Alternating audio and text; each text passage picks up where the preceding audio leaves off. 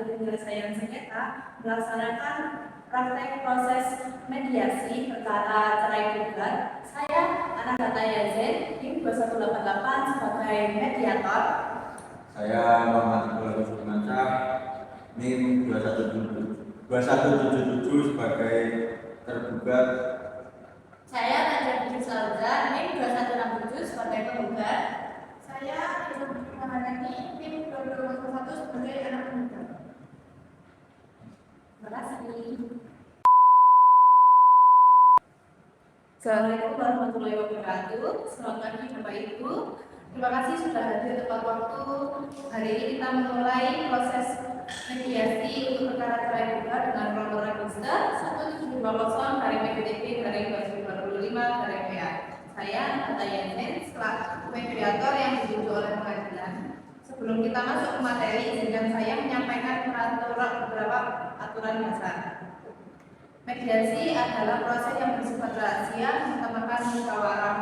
Tidak ada pihak yang boleh memotong atau mendengar suara. Saya harap kita semua bisa bekerjasama demi menghasilkan keputusan yang terbaik, terutama bagi anak yang masih membutuhkan kedua orang tuanya. Baik, karena penggugat adalah pihak yang mengajukan cerai, saya mempersilahkan ibu Tabia untuk terlebih dahulu untuk menyampaikan alasannya. Silakan. Terima kasih mediator. Sebelumnya, saya sudah mempertimbangkan masalah ini dari lama. Rumah tangga kami menurut saya sudah dalam bersatu. Hampir setiap minggu selalu ada pertengkaran. Di saat itu pun saya selalu merasa terus menerus disalahkan, direndahkan dan tidak digunakan. Saya lelah hidup dalam suasana seperti ini. Saya ingin mengakhiri ini semua demi kebaikan dan keluarga saya serta anak saya. Terima kasih. Sekarang giliran Bapak Iqbal untuk menyampaikan. Terima kasih. Sebelumnya saya mohon maaf kalau pernah membuat saya tadi, tapi saya tidak ada niatan untuk itu. Banyak hal yang terjadi yang saya alami, terutama dalam masalah ekonomi dan negara. Tapi saya tidak mau bercerai. Rumah tangga saya ada sebelumnya. Kenapa harus kita bisa memperbaiki ini? Kita sudah coba berkali-kali dan kamu sudah sering berjanji untuk lebih baik di banyak. Akan tetapi apa? Kamu tetap kembali seperti itu lagi. Aku sudah tidak sanggup hidup seperti ini. Oh, jadi setelah kita kenal kamu rumah tangga, kenapa kamu tidak mau membuat saya kembali?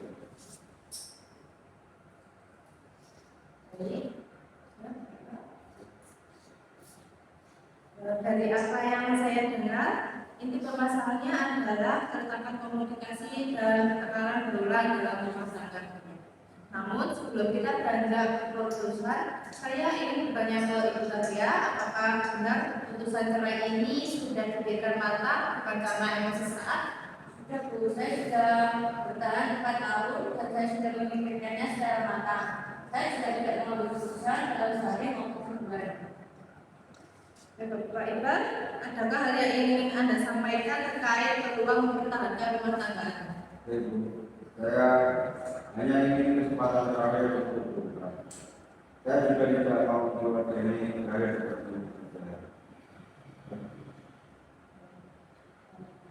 Seperti itu, saya mau bertanya, dari Eka kamu tidak masih bicara di sini. Tapi suara anak sering membantu orang tua untuk memahami tempatnya. Jika kamu bersedia, kami ingin dapat mendengar dari Anda. Maksudnya ayah itu belum sebentar. Dan kalau aku membuat suara kayak ini, kadang aku belajar dari istrinya.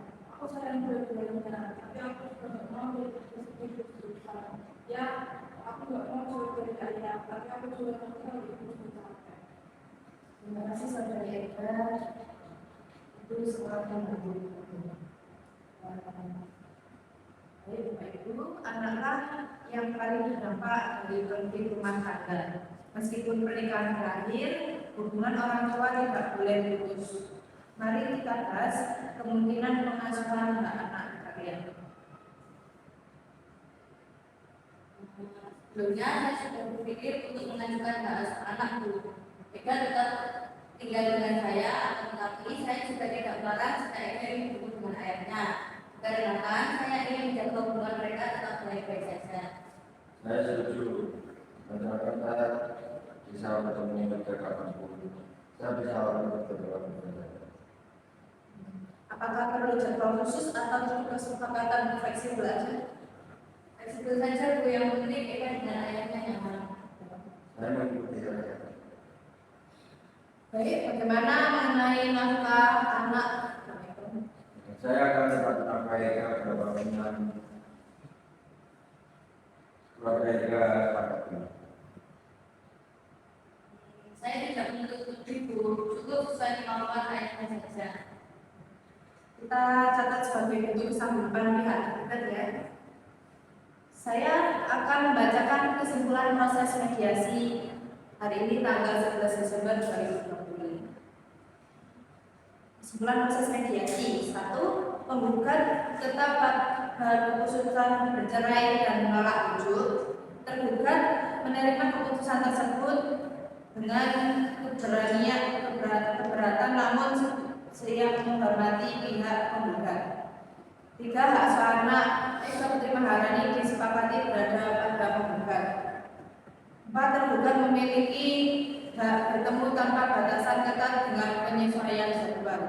5. Tergugat tetap bertanggung jawab dalam nafkah anak secara rutin.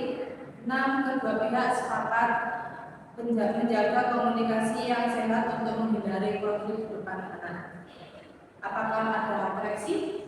Tidak, Bu. Baik, saya berterima kasih atas sikap kooperatif semua pihak. Perceraian memang bukan kabar gembira, tetapi kedamaian jauh lebih penting daripada memperbaiki hubungan yang menyakiti. Saya berharap setelah ini Anda berdua tetap menjadi orang tua baik bagi mereka. Dan demikian, dengan ini mediasi dinyatakan selesai dan terima kasih. Semoga Allah memberi jalan terbaik untuk keluarga ini. Assalamualaikum warahmatullahi wabarakatuh.